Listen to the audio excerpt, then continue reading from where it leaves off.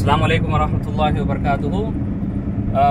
చాలా మంది తెలుగులో అడిగారు కొన్ని విషయాలు. నాకు ఉర్దూలోనే వేస్తున్నారు కదా అబూబకర్ భాయ్, మీరు కొంచెం తెలుగులో కూడా వేయండి, మీరు వేస్తే బాగుంటుంది కదా అన్నారు వాళ్ళు. అందుకని నేను ఈ వీడియోని రికార్డ్ చేస్తున్నాను. అసలైన విషయం ఏంటంటే, మొన్న వేసినటువంటి వీడియో ఏంటంటే, నేను ఒక 2 వీడియోల దాకా వదిలాను. నేను దాంట్లో నేను చెప్పిన విషయం ఏంటంటే, ఐన్స్టైన్ అయినటువంటి ఒక శాస్త్రవేత్త ఏం చెప్పాడంటే, నా జీవితంలో సైన్స్ అనేది చాలా వరకు నేను జిన్నాతులతో, శైతానుతో నేను నేర్చుకున్నది. నేను ఎక్కువగా సైన్స్ అనేది నేను వాళ్ళతో నేర్చుకున్నాను. నేను మ్యాజికల్ పవర్స్ ఏదైతే ఉన్నాయో చేతబడి అయ్యి దాంతో నేను నేర్చుకున్నాను అన్నాడు అతను. తర్వాత ఐన్స్టైన్ తన జీవితంలో మొత్తంలో, పూర్తి జీవితంలో చివర అతని సమయము, ఈ ప్రపంచాన్ని వదిలి వెళ్ళే సమయంలో అతను విషయం చెప్పాడు,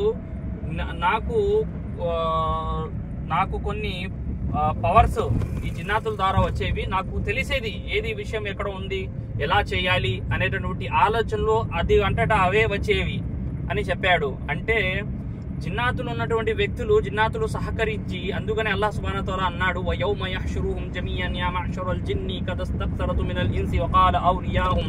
సూరే అనాంలో అల్లాహ్ తాలా 128 ఆయత్లో ఇలా అంటాడు, మీరు మానవులు, జిన్నాతులు ఇద్దరును కూడాను పరస్పరం సహాయం చేసుకున్నారు, ఈ రోజు నా ముందు వచ్చి నుంచున్నారు, కాబట్టి మీరు మీ ఇద్దరి యొక్క పర్యవసానం నరకం అంటున్నాడు అల్లాహ్ సుబ్హానహు. ఎందుకంటే వాళ్ళు భూప్రపంచంలో ఎక్కువగా ఒకరికొకరు సహాయం చేసుకున్నారు, చేతబడి ద్వారా ఇబ్బంది పెట్టి, ఇతరులను చేతబడి చేసి వాళ్ళ దగ్గరికి వెళ్ళి వీళ్ళకి కావాల్సిన మానవులకు, అంటే చేతబడిదారులు ఎవరైతే మాంత్రికులు ఉన్నారో వాళ్ళకి కావాల్సినటువంటి విషయాలు వాళ్ళకి అందజేసి, అంటే సమాచారం కానివ్వండి, వాళ్ళకి ఇబ్బంది పెట్టి వాళ్ళ యొక్క పనులను ఆపడం, అంటే చేతబడి ద్వారా వాళ్ళకి నష్టాన్ని కలిగించేటటువంటి పనిని చేసి కూడా వాళ్ళని సంతోషపరిచేవాళ్ళు మానవులకి. అలాగే మానవులు కూడా జిన్నాతులను కూడా సంతోషపరచడానికి ఒక గొర్రెపోతుని కానీ, లేకపోతే ఇతర షిర్క్ పనులు, అంటే శైతాన్ చెప్పేటటువంటి చెడు పనులు, అయితే చెడు పనులు చేసి జిన్నాతును సంతోషపరిచేవాళ్ళు మానవులు కూడా. అలాగే అల్లాహ్ సుబ్హానహు వ తఆలా ఈ విధంగా వాళ్ళిద్దరిని రేపు ప్రళయ దినాన్న ప్రశ్నించి వాళ్ళని నరకంలో వేస్తానంటున్నాడు. నేను యోయో హనీ సింగ్ ఎవరైతే హిందీ బాలీవుడ్ సింగర్ ఎవరైతే ఉన్నాడో అతను కొన్ని విషయాలు లైవ్ గా ఒక ఇంటర్వ్యూలో చెప్పడం జరిగింది. అతను ఏమని చెప్పాడు, అతను ఇంటర్వ్యూలో, నేను ఒక మ్యాజికల్ పవర్స్ వచ్చేవి, నేను సంగీతాన్ని నేను సృష్టించేవాడిని, అంటే సంగీతాన్ని యొక్క లిరిక్స్ ఏదైతే ఉంటాయో, మ్యూజిక్ లో పాడేటటువంటి పదాలు కానివ్వండి, కొట్టేటువంటి డ్రమ్స్, మ్యూజికల్ ఏదైతే ఉందో అది కూడా నేను ఏం చేసేవాడిని అంటే, నాలో కొన్ని పవర్స్, నాలో ఏదో శక్తి, అంటే చెడు శక్తి వచ్చేసేది, దాని ద్వారా నేను చేసేవాడిని. నేను చేసేటటువంటి ఏదైతే పాటలు ఉన్నాయో అది ఒక వెరైటీ పదాలతో ఉంటాయి. ఆ పదాలు వింటే జనాలు ఇది కూడా పాటేనా, చీచి దీన్ని కూడా పాట ఇలా అనేటటువంటి పదాలు అయ్యి నాకే అసహ్యం వేసేది.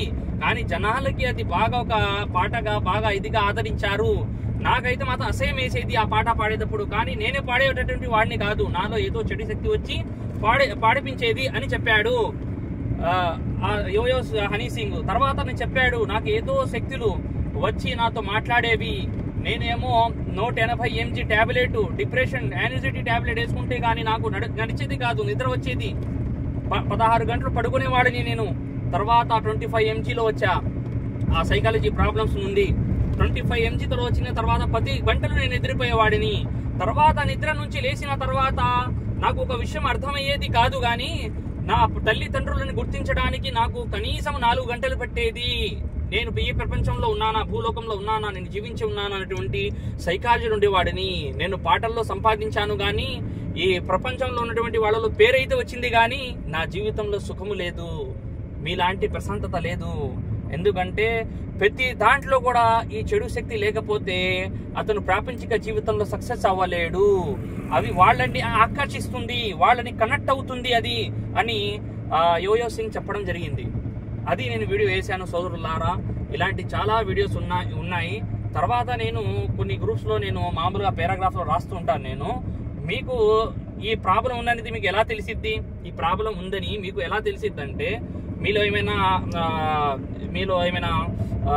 ఇది రావడం కానీ, నిద్ర సరిగ్గా లేకపోవడము కానీ, మీకు ఏమో ఏదో కడుపులో ఎక్కువగా నొప్పి రావడం, ట్యాబ్లెట్ వేసుకుని తగ్గడం, తర్వాత ట్యాబ్లెట్ ఎన్ని వేసుకున్నా మీరు తర్వాత మళ్ళీ వస్తూ ఉండిద్ది, తలనొప్పి విపరీతంగా ఉండిద్ది, పడుకునే దాకా మీకు తగ్గదు, పడుకున్న తర్వాత రిలీఫ్ అయింది, మళ్ళీ మొదలయ్యిద్ది.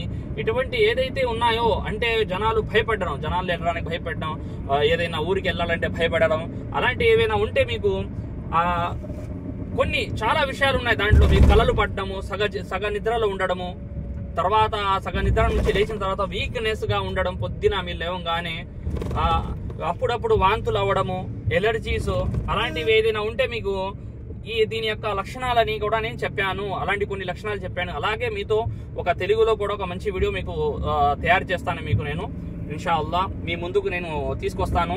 తెలుగులో కూడా మీకు ఆ వీడియో ఇన్షాల్లా తీసుకొస్తాను నేను. ఎందుకంటే తెలుగు వాళ్ళు కూడా నాకు హిందీ అర్థం అవ్వట్లేదండి, మీకు తెలుగు మాత్రమే నాకు అర్థం అవుతుందని చెప్పే విషయాన్ని చెప్తున్నారు వాళ్ళు. అయితే ఇన్షాల్లా మీ ముందు కూడా నేను తీసుకొచ్చే ప్రయత్నం అయితే చేస్తాను మీకు. ఇన్షాల్లా. అస్సలాము అలైకుం వరహమతుల్లాహి వబరకాతుహు.